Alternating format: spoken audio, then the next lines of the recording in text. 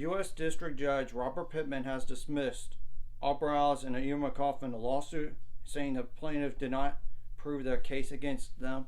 In addition, he also dismissed gross negligence claims against Baylor, but the Title IX and negligence claims are still there against Baylor. So, yeah, what case am I talking about here? This is between Dolores Lozano and Devin Chafin, a former Baylor running back. So, yeah, this was, and Pittman said this was more of a day having, it's always about Miss Lozano getting her day in court, but after hearing all the claims, it was not enough to convince the jury. And they're gonna, it just leaves that Title IX claim and one negligence claim against Baylor now on this particular case to be given to the jury, which will reconvene on Monday. So, yeah, and all Briles did not know anything about Lozano and Devin Chafin until 2016.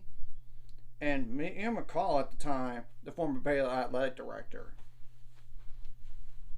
when he first received it in 2014 from one of the staff members, he took appropriate actions and made sure she had been given information on how to further report it.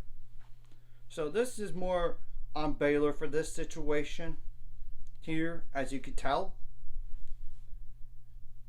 And that's not a good thing. And I highly suggest continue reading on this article here and listening to Locked On Baylor, what he said, Cameron Stewart said today about this. And he said, and he read this from the Baylor Lariat too, on this, that the players that had issues were getting punished more through Cos Gazzotti and more and do more conditioning or something practice wise. That's not appropriate for sexual assault. Of course, now this brings up all the former Baylor staff members at the time, and it's really just two guys that were more of a football problem.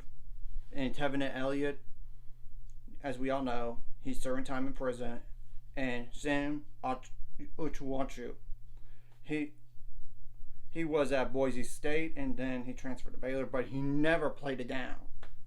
And we know that Sean Oakman was innocent down the line. So I'm not going to say Art Briles is totally innocent, but he's not totally guilty. He could have done some stuff better. He could have. Same thing goes for Ian McCaw. But I just hope for the reputation's sake that Art Briles gets a little bit better now. It's just weird that he's getting all this stuff, bad name stuff, yet his son, Kendall, and his son-in-law, Jeff Lebby, have been getting more college jobs than he has. It's just one of those things. And like I said, we'll have to wait and see on this case. And all this. And I'm going to put this in the description below on the article, and as well as the Locked On Baylor podcast on this particular topic. I highly suggest it.